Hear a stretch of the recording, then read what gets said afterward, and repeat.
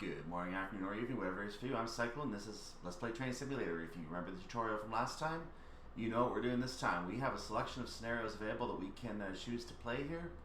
And I've got a little bit of a decision to make because there are 6 scenarios available for the BR426 that we're going to be driving on this route. You may have noticed there's also some other scenarios down here. I believe these are also official scenarios for the Talent 2, which is the train that actually serves the route today. This is the train that currently serves the Munich to Garmisch route that is in our game, where it goes along that route all the way down. So that is the train that normally serves the route today. We will be getting to those, and I believe they are official scenarios. And I have a few other ones here. The Iced Tea is in my collection, so I will be able to. I was able to add that cheaply during a sale, so that is in here.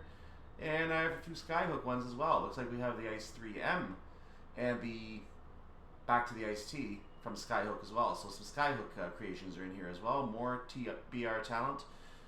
So yeah, I got a lot of scenarios I could choose from here. I got a lot of options. Now, because I have all these options, I have to look at the main thing to start with. And the main thing I'm going to start with is the fact that, hey, there are 6 scenarios that come with the route. I might as well do those 6 scenarios first. And by that logic, I have to do all the BR426 scenarios first because they're the only ones that come with the route. The 442 was a separate DLC. And these other scenarios you're seeing down here, the Skyhook ones, Skyhook is actually a scenario pack. So this is the 10 scenario pack that I mentioned during the tutorial when I said I have the scenario pack. These are the scenario pack scenarios. All 10 of these in order, in some order. I don't know if there's a specific order, but I'll figure out what order we want to do them in the future. So they're going to be the Ice 3M, the Ice Tea, the 442, and of course the 226, which we're using for today's scenarios. And then of course up here are the ones for the regular scenario packs. The Ice Tea had its own scenario pack, or scenarios come with its pack, I mean. The 442 had its own, and then the 426, of course. So I have 20 scenarios. All 20 are official scenarios. None of this is workshop. Even though it says all scenarios, none of this is workshop. None of this is anything else. So what am I going to play today? Let's do some comparison here. The first scenario approaching the Alps was on July 3rd, 2014. Now, I've got the dates because they're in the manual. On a nice cloudy summer day, and we're taking a trip down to Murnau. So that is one option. If we move down to the Alps, we can, approaching the Alps. Oh, I was looking at the wrong one. That was approaching the Alps. Sorry, that was the approaching the Alps scenario I was talking about there. So afternoon by the lake, I'm going to actually move down. That was on March 24th of 2014. That's a trip to Starnberg. And it looks like that's where our service stops. So that's about halfway down the line, maybe a little less than halfway. Let's move down to Commute to Work. Commute to Work is on my next page here. It's the October 15th, 2013, the earliest scenario in terms of time in the pack. And you'll take a BR426 on a light passenger service from Munich Pasing, which is at 7 miles into the route, so not our terminus, down to Weilheim. And we're only making 3 stops on that. That's not bad. That's a very light one. I would be inclined to start with that as a first-time driver on the actual route besides the tutorial. I'm going to jump ahead to Stormy Night for a minute because it's on the same page here. January 5th, 2014. Forecasts show that this storm is not going to clear. So we're in a snowstorm. It's going to do this all day and all night apparently. So that's going to be a very, actually 2306. It's a morning scenario, a very late scenario too.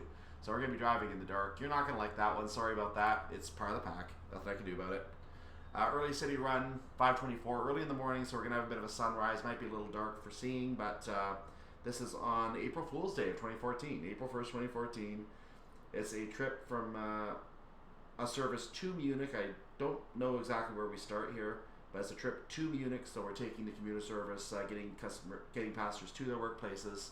The final 1 weekend of skiing ahead is the one that we're taking a service all the way from Munich to Garmisch Partenkirchen, the entire route in rough weather conditions. That's probably going to be the longest one in the entire pack, obviously. And it actually does show here it's a 65-minute drive, whereas the rest are 60, 50, 35, 60, and 55 again. So this is indeed going to be the longest scenario in the pack. Now I have 2 options for how to look at this. I can go ahead, 3 options rather. I can do them based on the amount of time they would take, in which case I would start with commute to work. I can do them based on difficulty, in which case I want to do these two 60-minute ones first because they're the easiest to pair. Or I can do them based on the date that the scenario takes place, which again takes me to commute to work. Because commute to work satisfies 2 of the 3 criteria, I'll settle with the fact that it's a 3 difficulty. I'm sure it's not too hard because it's only 3 stops. And I'm going to go ahead and run commute to work first. So let's go ahead and get into the map for commute to work and let's see exactly what we need to do. I'll see you in the scenario.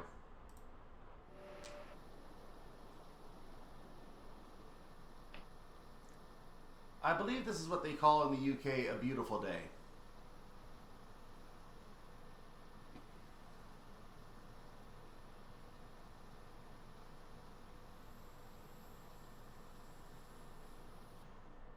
Morning, driver. You only have a few stops to make today, but the platforms are looking busy due to commuters traveling to work.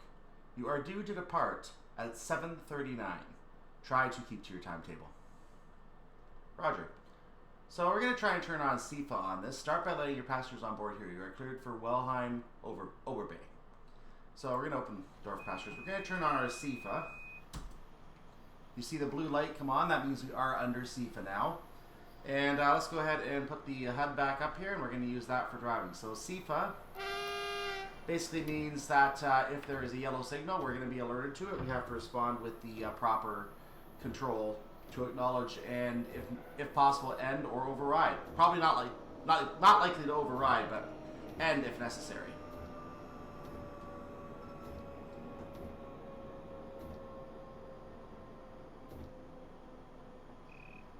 So let's go ahead and leave and see how this SEFA works on us, shall we? It's a bit of a greasy day out here. I should probably put the reverser up. That would help.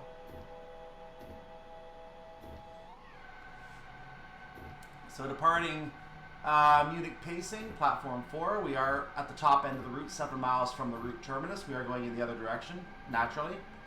We are leaving at a speed limit of 120 kilometers per hour. Important to remember that the route is measured in kilometers per hour. So if I say miles, just read it as kilometers. And we're coming to a 100 kilometer per hour speed limit. So I've gone ahead and eased off on the throttle a little bit as we get up to that speed. We are going to be entering a 160. And there's going to be no way we get up to that 160. Now, a number of lines are going off to the right here. For example, the high-speed line to Augsburg is one of the lines heading off there. There are multiple lines heading in that direction, as well as a storage yard and maintenance facility, I believe, is over there as well. So custom scenario creators may be able to make use of that to say, oh, drive your train over to Munich and start your shift. Okay.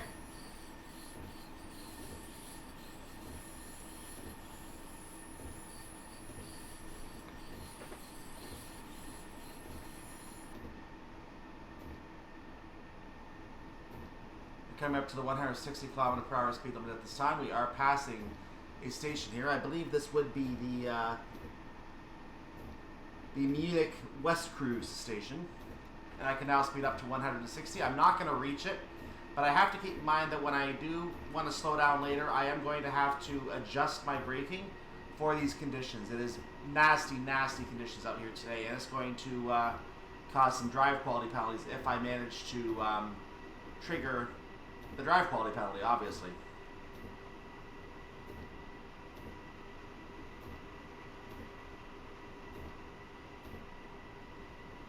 This weather condition also causes some really weird lighting effects in the sky. I don't know why that is. So we're going to see that at some point going along here, I'm pretty sure.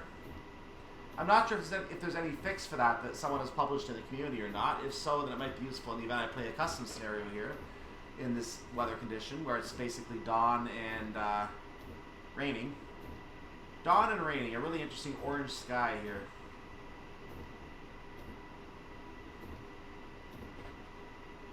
So we've already passed Lockham Station, I believe, just a moment ago. We're going to be coming up on Grafving, as you see on the orange HUD. We're taking a route through that station.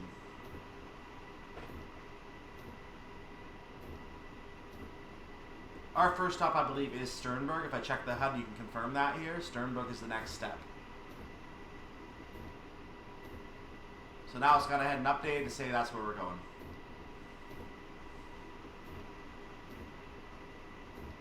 We are 15 kilometers from that station, so We got a little bit of a drive here at these high speed limits, provided nothing mysterious shows up to alert our SIFA down there. SIFA speed limits and such do not appear on the HUD, so we're going to have to react to the signals and speed limits as we're alerted. If we do get a signal imposed speed limit, the SIFA should come to life and warn us of that. You will notice in the next two scenarios, I had not played with SIFA enabled, and this was actually accidental because I thought I was playing with SIFA the entire time, including my previous recording of this scenario. I'm actually playing this one after the other two scenarios. So I've already played 3 scenarios at the point that I'm recording this. But I did not have SIFA enabled for any of those 3. I am going to enable SIFA for the remaining 3 scenarios so we can see the scenarios with SIFA like we should. It would be required for you to use SIFA in real life, and we are going to have that requirement here as well. And it would probably help us watch for those, for some mysterious, nasty speed limits to suddenly show up without warning, because we had the warning turned off, literally. And a fun note as well, the manual does not tell you how to turn on SIFA. You have to figure that out yourself or get another German route where the manual tells you. You use Control and Enter to turn on SIFA. Meanwhile, the manual does mention Shift plus Enter for the driver vigilance device. And that is noted, but SIFA is not noted. I believe that was Stockdorf Station we passed. We also saw Planegg Station a little further back. Gotting Station will be the next station I believe we're going to see.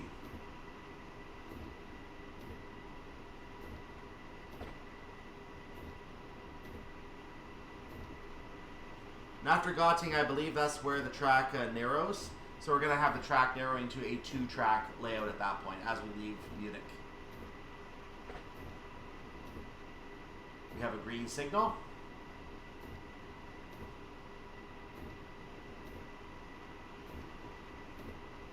You have a 140 speed restriction coming up. That's not going to affect us because we're still on the uphill.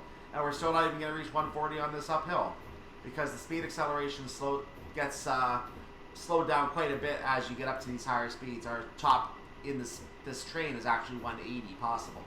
So the fact that we're stalling at 131 on a hill is indicative of what you can expect on this part of the route. A more powerful train could get to 160 and you have to monitor your speed accordingly as necessary in that situation.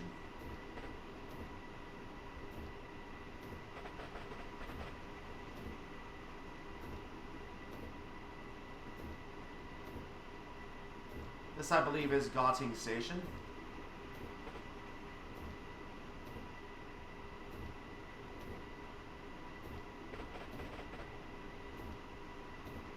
And as noted, the train tracks do narrow to 2 tracks at this point.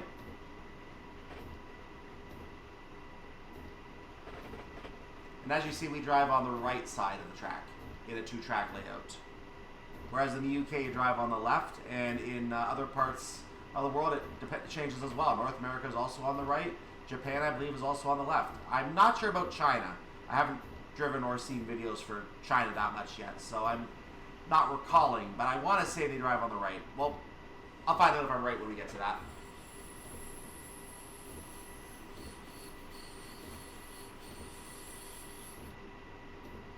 So we're going to be passing the site of Oberbay. Oberbay. I can't get that out cleanly. That'll be about 5 kilometers from our stop, which means that we're about a kilometer away from that. This station was closed in 2004, and there's a station further on, about 3 kilometers further on, right before our stop at Starnberg. That station coming up after that, there's the lighting effect, was opened in 2001. So we're going to see one closed station coming up and one newly opened station. And of course, the newly opened station is active on our route.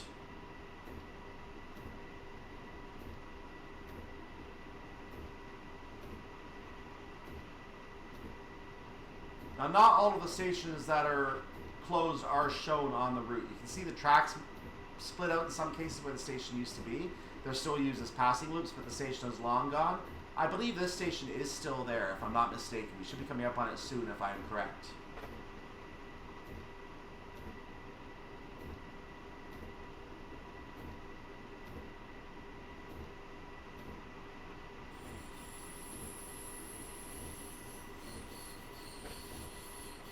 Oh, maybe not. I thought it was. Okay.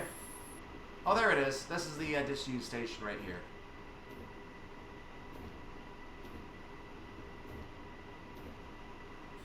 ease off on the throttle a little bit because we are coming to a downhill gradient now.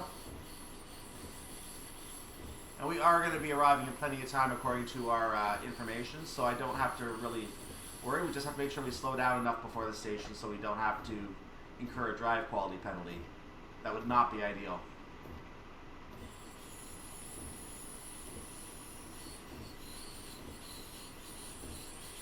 You can see Starnberg coming up on our HUD, the green icon showing the green line showing our stop. So I'm going to start to slow down a little bit right now. Just because of the weather, I don't want to have to try to screech to a halt here.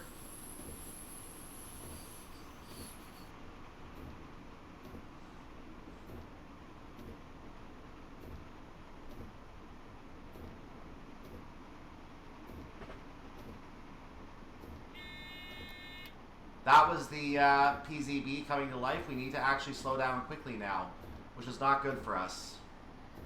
I believe that's a 40 kilometer per hour speed limit coming up, so we're getting ourselves down to speed quickly here. Fortunately, we didn't incur any penalties along this part. Here's Starnberg Nord, the news station.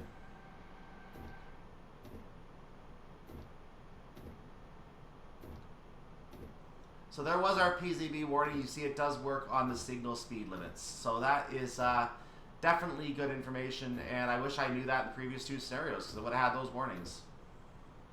Or in the two scenarios you're going to see coming up, rather. So we are down to 40 in time. A little early, actually. We only had to get down to 85 within 23 seconds, but we were already down to the 40s. So we're just going to go ahead and keep cruising along at 40 at this point, watching for the speed to go up on the so we don't go over. And there is the 4 you can see on the signal, so that we are now under a 40 kilometer per hour speed limit. Ignore the 60. We are under a 40.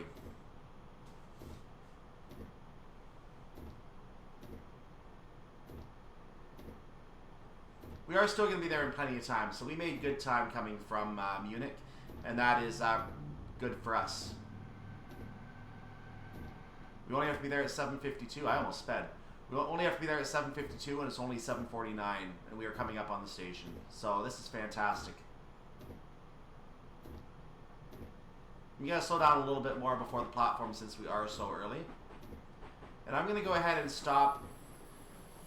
I want to stop where there's a shed, where there's a covering for the sake of our passengers, but at the same time I want to be aware of any potential speed problems coming up at the future, or whether we might have enough time to get to the stations on the timetable, on the remainder of the timetable. So I may just stop at the end of the platform. I have not decided yet.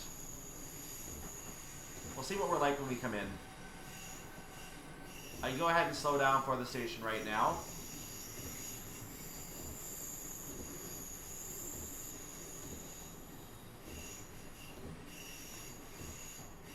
You can see why we were slowed down to 40, because this platform does have a 40 speed limit at the end of it. So we were slowed down to 40 being routed through this platform. We're doing good for our stop. This is fine.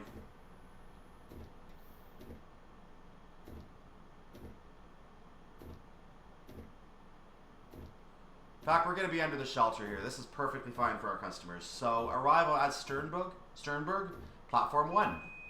Or Gleis 1 as it's known in Germany.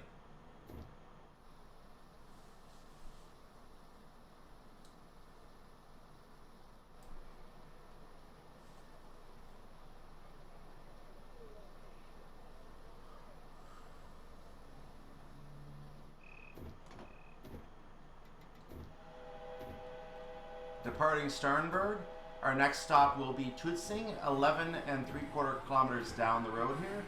We are showing to be under a 60, but we're going to be entering a 40 kilometer per hour speed limit as of this signal. So we need to keep that in mind as we leave the station.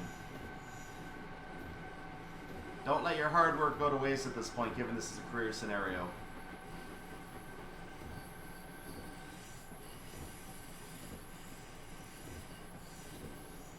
So we are going to be going on to a spur of track that will become a single track until we eventually double up. So there's going to be a line that leaves to our left.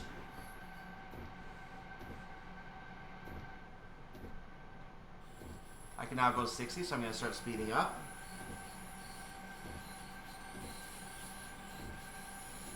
Actually, no, I'm actually a little early on that notification. That line leaving is at Tutzing, so I apologize.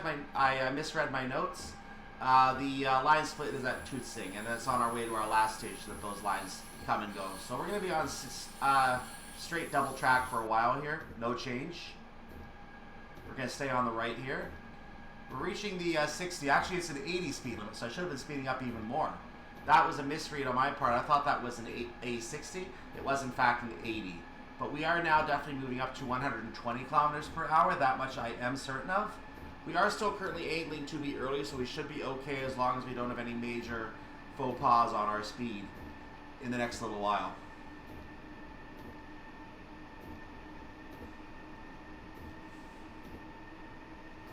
We're not allowed to leave until our scheduled time to leave anyway, so even if we arrive 3 minutes early anyway, we're going to be sitting there for 3 minutes. If we arrive 1 minute early, we're going to be sitting there for 1 extra minute. So being early doesn't really affect the scenario. You're not going to get extra time to make your last stop. You actually have to go through the normal boarding process. Which makes sense. Your customers expect the train will not leave until 7:53. Your train better not leave until 7:53. Or you're going to have some very upset customers saying, I was here at 7:52 and I couldn't catch my train. What's wrong with you? You know.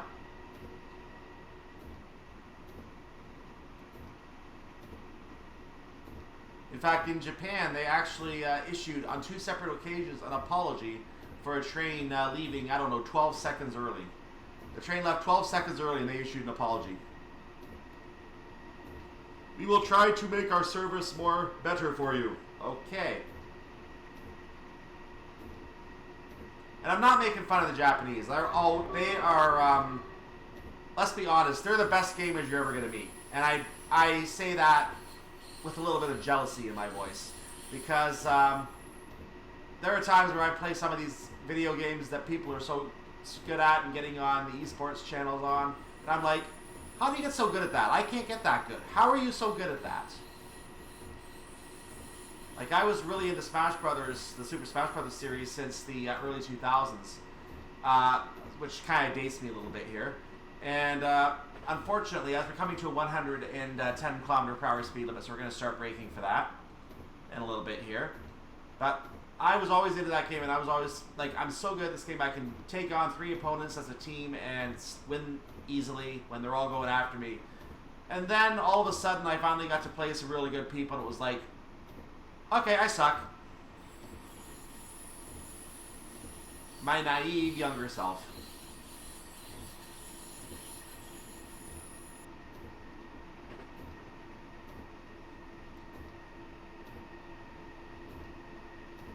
So I brought my speed down just a little bit too early here. That's a little unfortunate, but I think we're still going to be okay for our stop. I hope that I am accurate on that statement.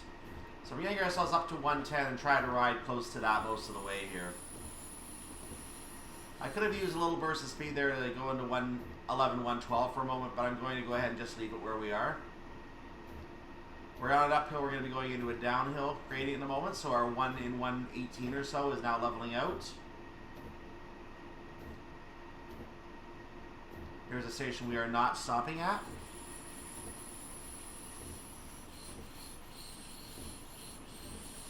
Trying to avoid speeding because I don't have the decimals to go with here. I believe that was Passenhofen station. Actually, no, Passenhofen was further back. I stand corrected. Passenhofen was further back. This was probably Feldafing station.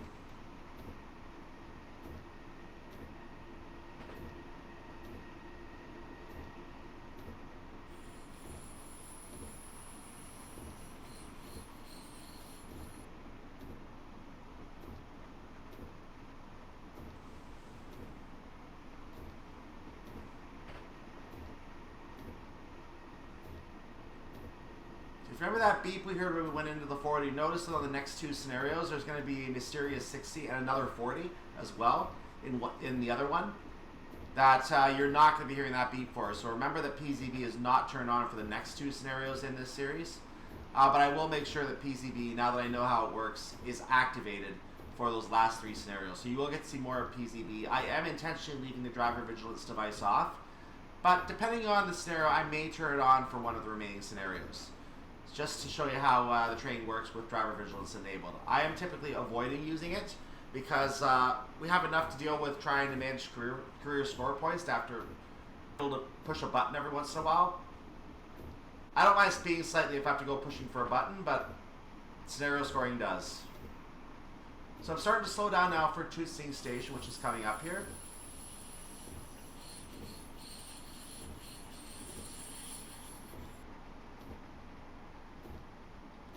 A little bit early, I might add, so I'm going to go ahead and ease off on the brakes here.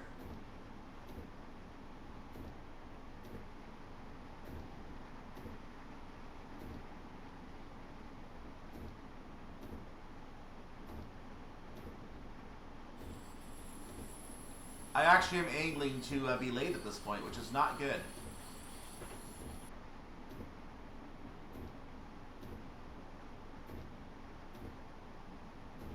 So I'm coming in a little faster than I normally would because I didn't take advantage of the full 120 as long as I could.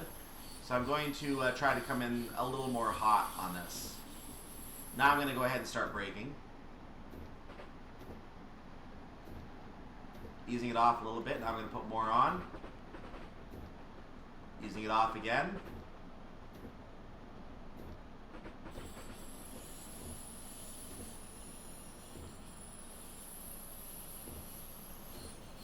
I'm going to make it to the shelter here. I'm actually coming in faster than I probably should be. But I might blow past the shelter. Yeah, I'm going to go a little bit past the shelter.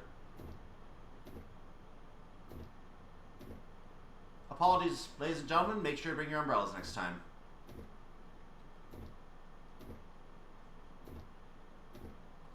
Arrival at Tutzing, platform 2. Or 3. Arrival at Tutzing, platform 3.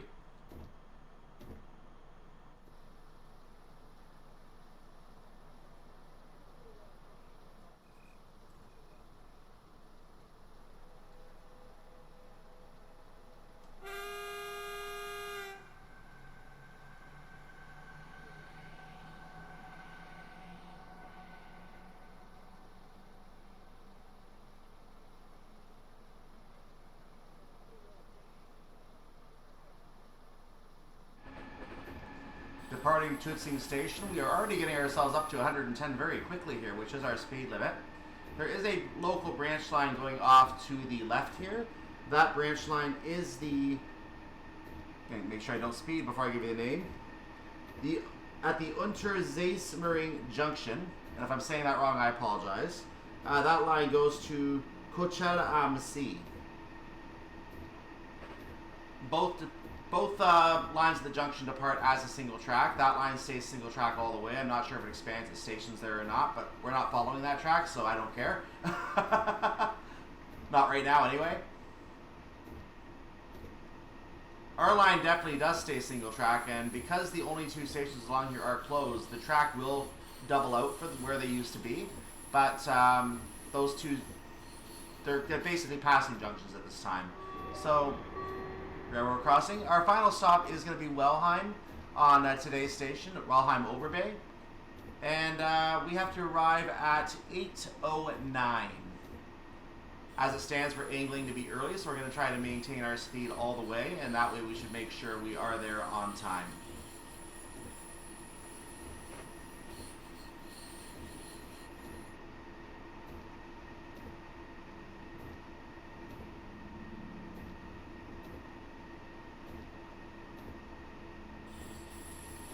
So the other line has now left us.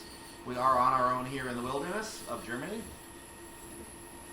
And boy, is it wilderness. Look at all the trees and such around here.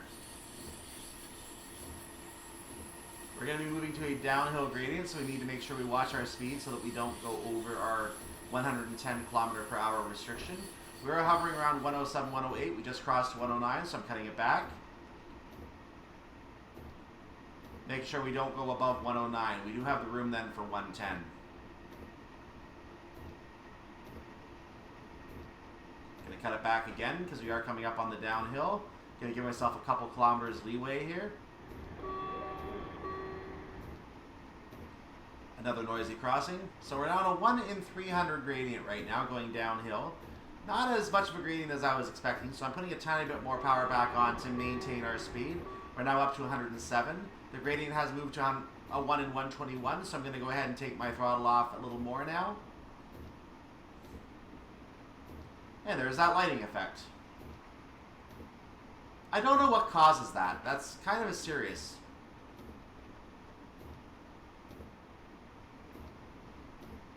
A little disconcerting to have the sky suddenly turn blue in front of you, which is supposed to be blue normally, but I think it's just a change in the weather, maybe a change in the intensity of the rain or something like that. And when the weather change happens, the sky just suddenly does that weird thing, which it doesn't do that on Sherman Hill or any other routes that I've noticed so far. So I'm a little puzzled why it just seems to happen on this route.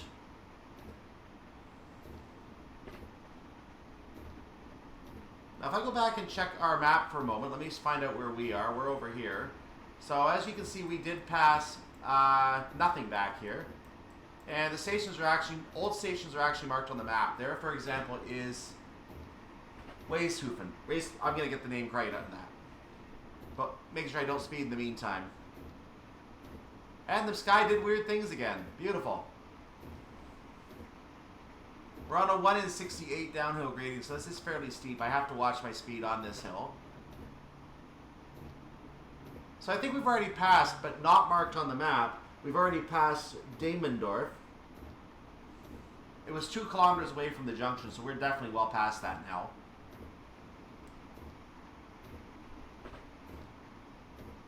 Both the stations I'm talking about closed in 1984, by the way. We seem to be holding our speed well on this downhill, so 7% brake application seems appropriate for this section here.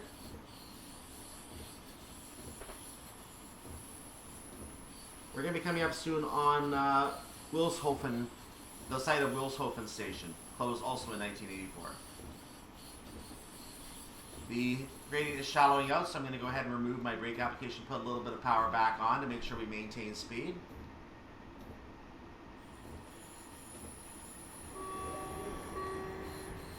Looks like we are going to be pushing it for our stop, so I'm going to have to come in a little hot again when we get to that station. Which means I need to increase speed right now so we don't lose too much time. This is the former Wilshofen station. I believe that would be the station building off to the right, coming up here. I'm not sure if that station building is a private residence now or what it is. What's going on with that?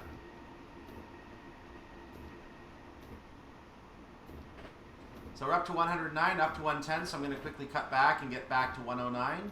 There we go. It's not realistic to have to go with these high speed limits, but as you can see, some of the timetable goals in these scenarios require you to do exactly that. It's not realistic. You should be able to stay a few kilometers under and be comfortable with your timetable. But sometimes the timetable is just really tight in this game, and it's just, in my opinion, a bad design of scenario goals. Badly designed.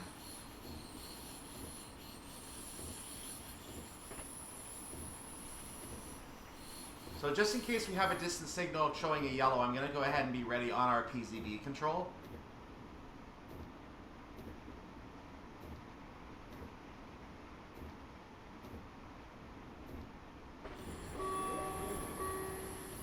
Keep in mind, if we do get one, we only have to be down to 85, but we're going to be having no problem. We have to stop at the station here anyway, so 85 isn't going to be an issue.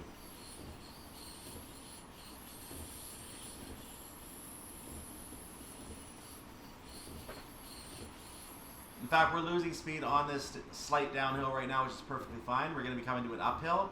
I need to slow down then anyway, so I'm not going to increase any more speed. I'm going to actually idle the throttle or put a small brake on there, as you can see. That -2 slipping in there. Finicky little brakes. Finicky little control, I should say.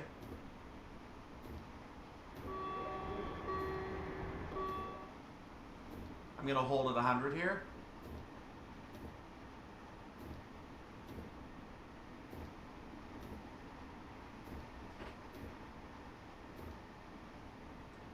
Yeah, this is going to be close. This is going to be a little close. There's our distance signal. PZB is going to come to life. Or not, because we're stopping, I guess. I thought it was going to. I pushed it anyway just to be safe. I'm going to go ahead and act like the PZB came to life and get ourselves down to 85. But we have to stop anyway, so I'm going to go below that now anyway.